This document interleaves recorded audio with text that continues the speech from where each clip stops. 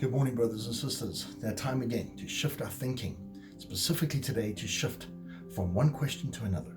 The question we ask ourselves, generally speaking, in times of trouble is, what's the use? What's the use of praying? What's the use of reading God's word? None of these promises come to fulfillment in my life. He's not hearing me anyway. Well, I think we need to change to the next question, which is, if not God, then who? If God cannot help you, if God cannot satisfy any desire you have in your heart, then who can? No one can, because only God is almighty. Only He is sovereign. So we need to shift our thinking from, well, it's no use, to, if not God, then who?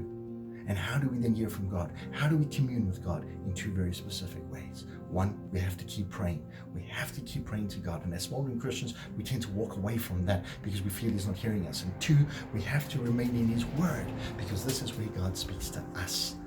Let's see what God says about that.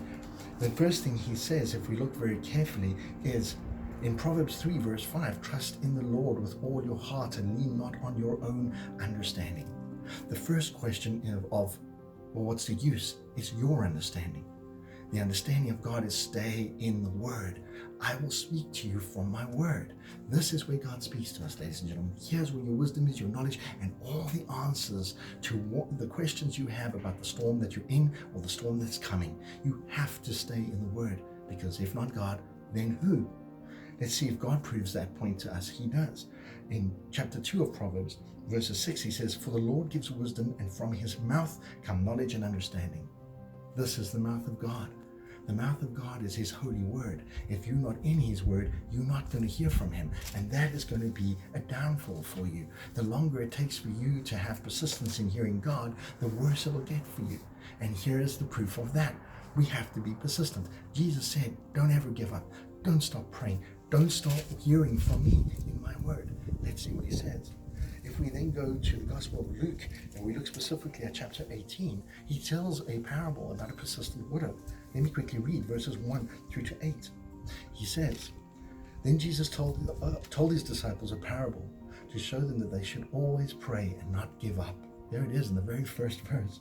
He said, "In a certain town there was a judge who neither feared God nor cared about men. And there was a widow in that town who kept coming to him with the plea, 'Grant me justice against my adversary.' For some time he refused, but finally he said to himself, 'Even though I don't fear God or care about men, yet because this widow keeps bothering me, I will see that she gets justice so that she won't eventually wear me out with her coming.'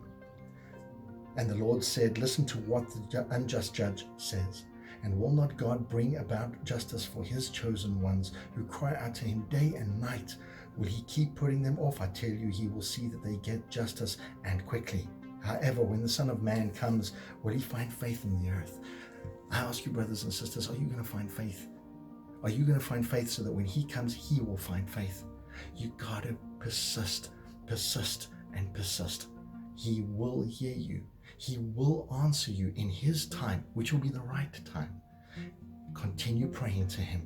Never cease in prayer. By praying to Him, you speak with God. And this, in His word, is where He speaks to us.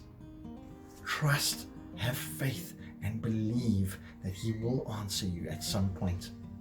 Let's shift our thinking from what's the use to, if not God, then who? Try and shift your thinking today. God bless you. I love you. Until next time.